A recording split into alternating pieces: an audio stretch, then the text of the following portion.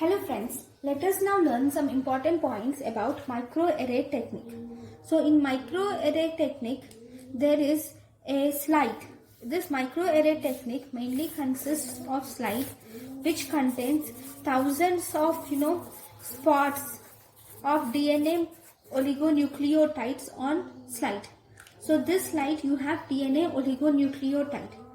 So each gene, so mainly this is a gene chip, just like the chip that we have for computers. This microarray technique is a gene chip.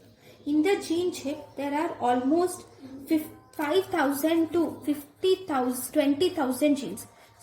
5,000 to 20,000 genes are incorporated in this gene chip. There are thousands of spots. If you see, there are thousands of spots. In each spot, you can see almost, in each spot you will see one gene. Okay, like that. If there are 5,000 spots, there will be 5,000 genes. There can be 20,000 spots. There can be 20,000 genes which are present in this chip.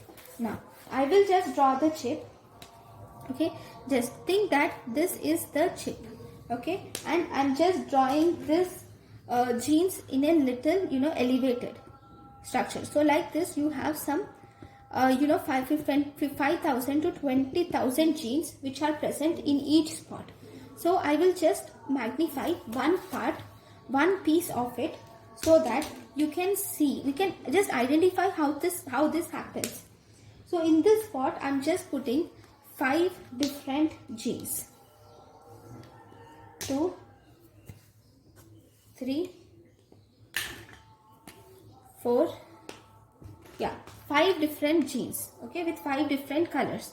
So what we do is, in each of this well, we will put one very small drop, nanoliter sized drop. You will put one small nanoliter sized drop. Nanoliter, that is 10 to the power of minus 9 liters. Okay, that small drop you will put in each of the well. Okay, and that drop is tagged with fluorescent dye. Okay, you will put 10 to the power of minus 9 liters or nanoliter sized drop in each of this well. Okay, and that drop has DNA which is tagged with fluorescent dye. Okay, now on this microarray we have different genes. Now that different gene, okay, so in this genes, so this we have now put that DNA sample over the each well. So this is one well which contains a gene, and this is the DNA sample which is put over it. Okay, when this DNA sample is put over this, there is already a gene which is available here, right? One gene. So I'm just taking this one gene. So this gene is already available in that well, and now you have put one more gene, right, in the sample which is fluorescent labeled. Now this gene which is put by you and this gene which is already present, both these will undergo hybridization. That is DNA hybridization will occur, and you will wash the sample, you'll put it for some time, and then you will wash away the remaining excess of the sample which is put in each well. So as a result, you will see that this DNA hybridized part of the DNA will not go away even after washing. So if you put this under a, you will see the color intensity. Okay, when you scan this, you will see the color intensity can be seen. So if you see this same well after completion, because these sample contains the probes with specific which is staining for specific colored probes, so you can see that there will be different colors which you can see in the microarray. Okay, so this, based on the intensity of color, you can find out the extent of hybridization, and you can also find out the amount of genes that are present in the sample. So this is how we find out the genes which are present in the sample.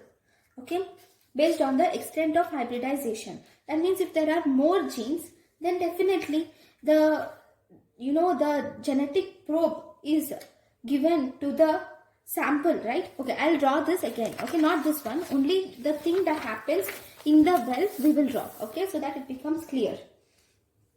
So I'm first drawing a well in the beginning. Okay, one big well.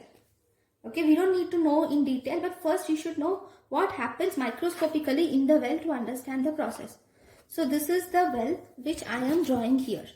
So this is the well. Very good. In this well, there is already a DNA sample.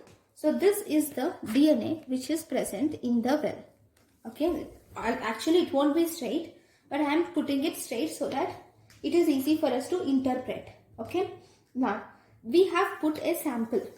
Okay, so I am drawing this sample with this. Okay, right, sorry, red, orange, yeah. So this is the sample. Okay, now in the sample also we have a DNA, right? And this DNA in the sample, prior we put the sample, the DNA, this is the DNA in the sample. Okay, even before we put the DNA in the sample, this DNA has been radio labeled. We have attached the radioactive probes to this DNA. So this DNA has radioactive probes.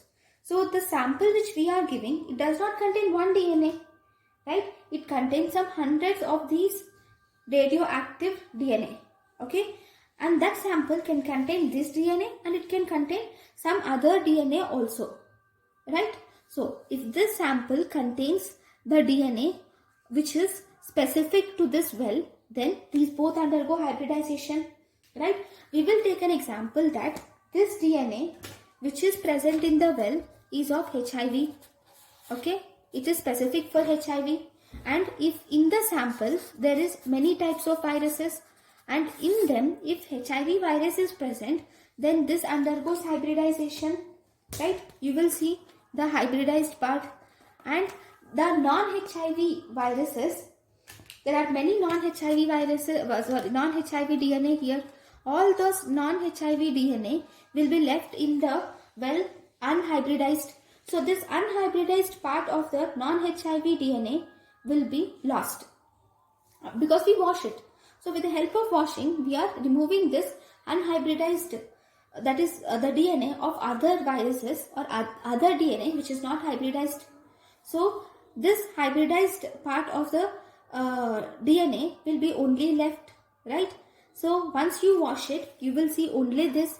Then if there is more number of these DNA, there will be more fluorescence because the fluorescent is attached to the sample DNA, right? I think you got something, right?